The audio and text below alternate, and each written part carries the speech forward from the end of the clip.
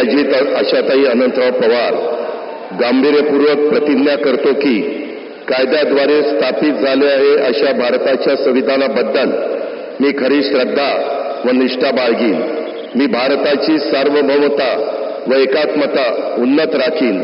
मी महाराष्ट्र राज्याचा उपमुख्यमंत्री म्हणून माझी कामे निष्ठापूर्वक व विवेक बुद्धीने पार पाडीन आणि संविधान व कायदा यानुसार सर्व तऱ्हेच्या लोकांना मी निर्भयपणे व निपक्षपातीपणे तसेच कोणाच्याही विषयी महत्त्वभाव किंवा आकस न बाळगता न्याय वागणूक देईन.